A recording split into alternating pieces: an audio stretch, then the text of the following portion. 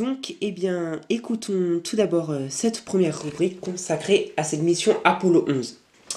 Pour bien comprendre les enjeux de cette grande aventure de l'homme sur la Lune, il faut commencer par poser le contexte. On est en pleine course spatiale entre les États-Unis et l'Union soviétique au début des années 60. L'Union soviétique a déjà réalisé plusieurs exploits. Celle d'envoyer le premier satellite en orbite dans l'espace, le satellite Sputnik 1, on le rappelle, également le premier être vivant dans l'espace, avec la chienne Leica, et puis, surtout, Youri Gagarin, le premier homme dans l'espace, le 12 avril 1961. C'est suite à tous ces exploits et au piétinement de l'avancement des États-Unis dans cette course que le président américain John Fitzgerald Kennedy, le 25 mai 1961, va fixer pour objectif, je cite, de faire atterrir un homme sur la Lune et de le ramener sain et sauf sur Terre avant la fin de la décennie. Alors la mission était ambitieuse parce qu'à cette date, aucun Américain n'était encore allé dans l'espace. Tout était à construire. Les Américains ne vont pas y aller de main morte. Pour monter ce programme, ils vont poser un budget de 135 milliards de dollars. Également, il va y avoir une mobilisation de 400 000 personnes qui vont participer donc à cette grande aventure. Tout d'abord, plusieurs missions test au début des années 60, sans équipage, vont être essayées pour éprouver la fusée Saturne V, qui est alors la fusée la plus grande que l'on ait jamais conçue de toute l'histoire de l'humanité. 110 mètres de haut, plus de 3000 tonnes, capable de mettre en orbite 140 tonnes de charge utile. Il fallait donc l'essayer avant de pouvoir tester le reste.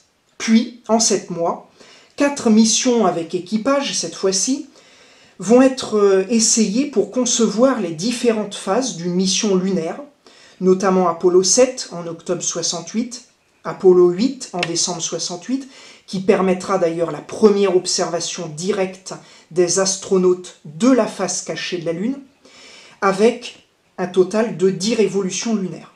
Puis Apollo 9 et Apollo 10 qui clôturera ses essais en mai 1969. Alors tout le monde connaît les 3 astronautes qui ont été sélectionnés pour cette mission Apollo 11.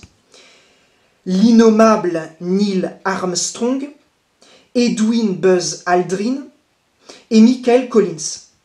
Tous les 3 ont cette particularité d'être nés la même année, en 1930. Le jour J est arrivé, c'est l'heure du lancement. Nous sommes le 16 juillet 1969. La fusée géante Saturne V s'élance depuis le centre spatial Kennedy en Floride avec les 3 héros à son bord. Près d'1 million de personnes assistent à l'événement en direct et sur place. Alors le vaisseau qui emmenait les 3 astronautes vers la Lune était composé de 3 parties. Un module de commande où étaient situés les 3 astronautes, où ils vivaient, mangeaient. Un module de service où il y avait tous les éléments techniques, les instruments et le centre nerveux et névralgique quelque part du vaisseau, et le module lunaire qui devait permettre aux astronautes d'atterrir sur la Lune, qui était rattaché à ce vaisseau Apollo 11. Les 3 astronautes vont vivre dans 6 mètres cubes et demi pendant 3 jours non-stop avant d'arriver sur la Lune. C'est un espace qui est très restreint et qui se situe donc dans le module de commande, comme je le disais tout à l'heure. Ensuite, donc, 2 astronautes sur 3, Neil Armstrong et Buzz Aldrin, vont sortir du module de commande pour s'installer dans le module lunaire qui est dénommé Eagle, en français l'aigle. Et ce module doit leur permettre d'allunir à la surface de la Lune. Michael Collins, quant à lui, restera dans le module de commande et restera donc quelque part en orbite autour de la Lune, suivant les exploits de ses 2 compagnons en altitude.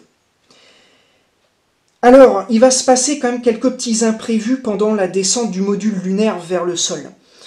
Tout d'abord, le moteur de descente du module va s'allumer avec quelques dixièmes de seconde de retard, ce qui va entraîner le dépassement de 7 km du site d'alunissage prévu. De ce fait, Armstrong va prendre le contrôle manuellement du module lunaire, notamment pour survoler le terrain à la recherche d'une zone non accidentée pour l'alunissage, puisque effectivement cette zone n'est pas bien connue, qui n'a pas été explorée. Le module lunaire Eagle, quant à lui, va se poser dans la mer de la Tranquillité, qui est donc située au niveau de l'équateur lunaire, le dimanche 20 juillet 1969 à 20h17 en UTC, avec seulement 20 secondes de réserve de carburant restante. Au moment de l'atterrissage, les premiers mots d'Armstrong destinés au contrôle de la mission sont « Houston, ici la base de la Tranquillité, l'Aigle a aluni ». Armstrong et Aldrin se félicitent d'une poignée de main et une tape dans le dos avant d'entamer la liste de contrôle destinée à vérifier que le module est prêt pour un décollage d'urgence si la situation le justifie. Pendant ce temps, à Houston, où une certaine nervosité avait régné jusque-là, le Capcom Charlie Duck s'exclame « Reçu, tranquillité, nous comprenons que vous êtes au sol, vous aviez un paquet de types en train de devenir bleus, on respire à nouveau, merci. » C'est donc le soulagement et l'euphorie qui font place à l'inquiétude. Revenons aux deux astronautes sur la Lune. Une des premières choses qu'ils vont faire, une fois les vérifications d'usage faites, c'est jeter les poubelles sur la Lune, leurs déchets, leurs détritus. Donc. Alors la question se pose, avaient-ils avec eux le calendrier de passage des éboueurs? On ne sait pas.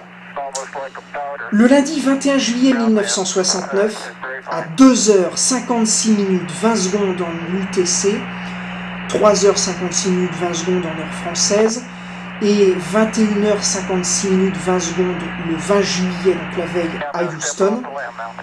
En tous les cas, c'est 6h41 après l'alunissage. Neil Armstrong, retenu par un filin de sécurité, descend l'échelle du module lunaire et effectue le premier pas sur la Lune. Au même instant, il s'exclamera cette phrase restée célèbre: « C'est un petit pas pour l'homme, mais un bond de géant pour l'humanité. » 15 minutes plus tard, Aldrin descend à son tour l'échelle en précisant avec une pointe d'humour qu'il fait attention de ne pas claquer le verrou en sortant. 19 minutes après Armstrong, Aldrin devient donc le deuxième homme à poser le pied sur la Lune. Il parlera de belles vues, puis tempérera en disant « magnifique désolation » en décrivant le paysage lunaire. Aldrin racontera que son premier acte a été de donner un coup de pied dans la poussière lunaire. Son second a été de satisfaire un besoin physiologique dans le slip collecteur d'urine de sa combinaison spatiale. Aldrin déclarant lui-même avec désinvolture: « Armstrong a peut-être été le premier homme à marcher sur la Lune, mais j'ai été le premier à faire pipi sur la Lune. » Bref, revenons aux choses sérieuses. Les deux astronomes déposent une plaque commémorative, puis plantent le drapeau américain sur le sol lunaire, marquant ainsi la victoire américaine dans la course à l'espace. 23h45, heure de Washington, Houston demande aux astronautes de se déplacer dans le champ d'une des caméras pour un échange téléphonique de 2 minutes avec Richard Nixon, alors président des États-Unis, qui suit la retransmission télévisée de l'alunissage depuis la Maison-Blanche. Ensuite, il est temps de se mettre au travail. Divers instruments scientifiques sont déployés, des séries de photos sont prises, des échantillonnages du sol sont effectués. On ramènera d'ailleurs un peu plus de 21 kg de roches et de poussière lunaire à la surface de la Terre. Au total, 2h30 seront passées en sortie extravéhiculaire. 1 km sera parcouru sur la Lune à eux deux. Mais il est temps de dire adieu à la Lune. Le dernier pas est fait à 5h37 le 21 juillet toujours. Après la réintégration au module lunaire, les deux astronautes essaient tant bien que mal de récupérer par une sieste de 6h30 certes, mais qui se révèle très inconfortable dans l'espace restreint, bruyant et illuminé du module lunaire.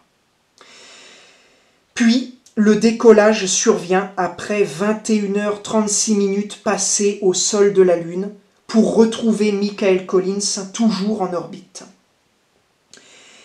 Une fois les deux astronautes rentrés dans le module de commande, le trajet de retour se fera en 2 jours et demi, contre 3 pour le trajet de l'aller. Et à 16h50 59 en temps universel, le 24 juillet, la capsule Apollo amérite dans l'océan Pacifique. S'ensuivra alors une mise en quarantaine pendant 3 semaines complètes des 3 compères, avant qu'on ne se rende compte plus tard que finalement il n'y a pas de danger, que la Lune est bien stérile et qu'il n'y a pas de contamination. Au total, environ 600 millions de téléspectateurs suivront la retransmission en direct sur l'ensemble de la planète des premiers pas de l'homme sur la Lune, ce qui représente tout de même 20% de la population mondiale de l'époque. Voilà, alors si vous voulez être le prochain à faire pipi sur la Lune, eh bien n'hésitez pas à prendre les prochains tickets pour la prochaine mission lunaire.